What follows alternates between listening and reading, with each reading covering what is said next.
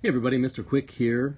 This is Eureka Math / Engage New York Math, Module 1, Lesson 15, a synthesis of representations of equivalent ratio collections.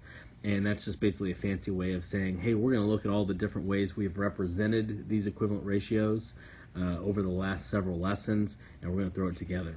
If you're following the Eureka Math model exactly to the letter, between lesson 15 and lesson 16 in module 1 is where you will run into the mid-module assessment. So my class will talk about that.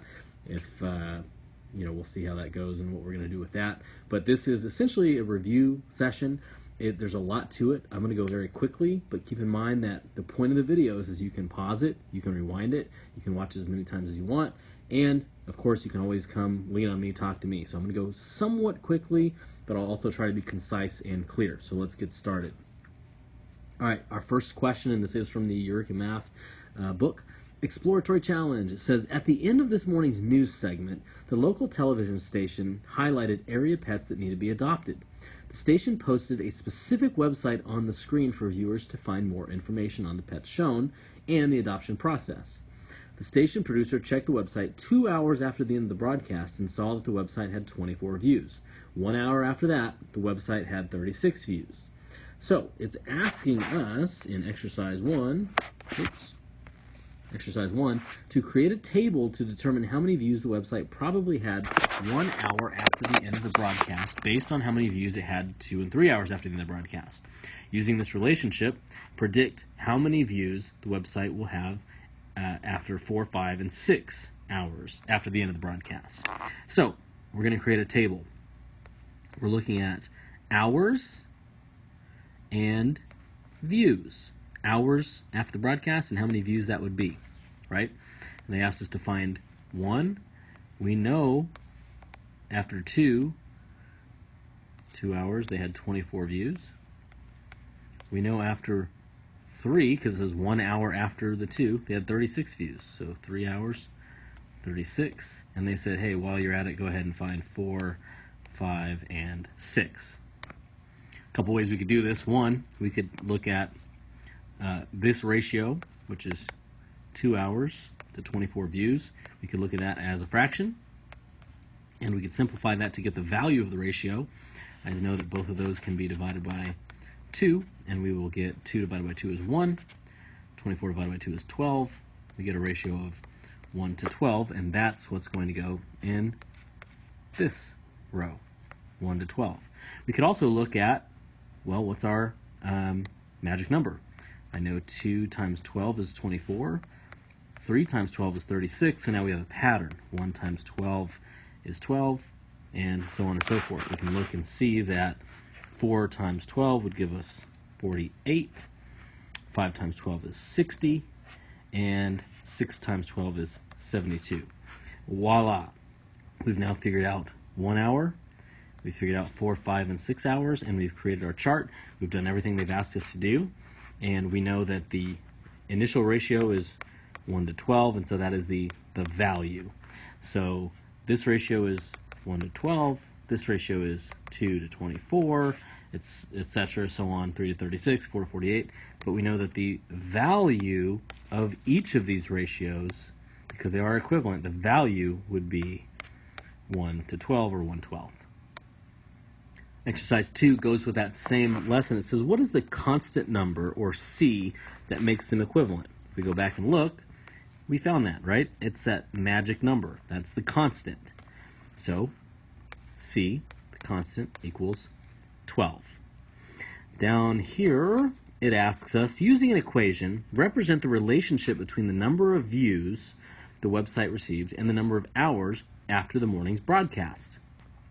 If we jump back one screen, and I'll clean some of this up so we can look at this, we can see that if they're trying to find the views and find, as it says here, an equation, we want basically view equals what? Well, the view, which is this number, equals 12 times whatever this number is. We can represent that number with H. So views would equal 12 times H. Back here, we're going to look at V equals 12H. because we know if you have the number and the variable next to each other, that is the same as saying 12 times h, 12 times h, 12 times h. Lots of ways to represent it, but we know v equals 12 times h, h being the number of hours. So if it's 1 hour, 12 times 1. If it's 2 hours, h would equal 2. You do 12 times 2, so on and so forth. Okay, rolling right down the line, I just wanted to show you these next two parts. We're going to work on some similar problems in class, but I just wanted you to have a quick example. Exercise 3 says, use the table created in exercise 1 to identify sets of ordered pairs that can be graphed. Ordered pairs. Well, this is the table that we created in exercise 1. So for example, I know it's kind of hard to read at this point, I've written on it so much, but we have hours, 1, 2, 3, 4, 5, 6. Views, 12, 24, 36, 48, 60, 72. The ordered pairs would be created by using the ratios. So the first ordered pair would be 1 and 12. Second ordered pair would be 2, 24. Third would be 3, 36. And it would keep going in that manner. So here's what that would look like. 1, we did the first 3 together. There'd be 4 and 48, 5 and 60, 6 and 72. Now, if you were to then graph that, remember that we had views and hours, right? So the views and the hours, I'm sorry, I said that wrong. We did hours and views, pardon me. So the hours being the first number, that's the x-axis. Those are the numbers that go left to right. The views, it being the second number, that's the number that's on the y-axis that goes up and down. So for instance, 1, 12, well, if we start here, if we start at 0, 0, we would go over 1 and then up to 12, and then you can see where they've marked that. For the second one, it's 2 to 24, so you'd go over 2, and then you'd go all the way up to where it says 24, where those meet, and you would mark that. And if you keep marking, you see they've already kind of done it for me, you would create something that, because they're equivalent and because they are getting larger each time, would form a line on the coordinate plane. Our last problem here that we're going to look at on this video asks you to predict how many views the website will have after 12 hours. Use two representations, so you can use a tape diagram, a table, double number line diagram, any two of those to justify your answer. So basically prove your answer. I'm going to start by using a tape diagram. We know that we have 1 to 12 hours to views, right? That was our original ratio. So I'm going to create hours and views. I know that's going to be 1. And then I'm going to create 12 views. 1, 2, 3, 4, 5, 6, 7, 8, 9, 10, 11, 12. Now, if it wants to know after 12 hours, then I know that this tape diagram portion is 12.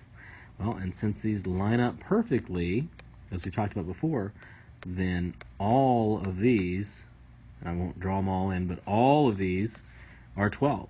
So we have 1, 2, 3, 4, 5, 6, 7, 8, 9, 10, 11, 12 spaces. They're each worth 12. So we're going to multiply 12 times 12. We're going to get 144, and we would say 144 page views for our answer. That's the tape diagram. Another method that we could use would be the double number line diagram. So we would start, of course we have the double line, right? Top line we'll go with hours, bottom line we'll go with views, and you start at 0. Well, first line would be 1 hour, 2 hours, 3 hours, 4 hours, 5 hours, 6, 7, 8, 9, I hope I have enough room, 10, 11, 12 hours. Down below then, we know 1 hour goes with 12, 2 hours goes with 24, and we could just keep adding 12 each time. 36, 48, 60, 72, 84, 96, 108, 120, 132, and finally, where it meets 12, because that's what we're looking for, 12 hours, 144. So, both ways you work it, you get 144 page views. I know that was pretty quick, and that was a lot to throw in there, but the key takeaway here is just to show you that basically we just looked at all the same information, and we looked at it in several ways. We looked at it with a tape diagram, we looked at it with a double line bar graph, we looked at it in ordered pairs, and then we graphed those ordered pairs, and then we also figured out by using a table, being able to figure out how many views they had after a certain number of hours. So it's all the same information. We did all of that with the same information. So it's pretty cool. We'll talk then next time we see each other about the mid-module quiz. And thank you for watching.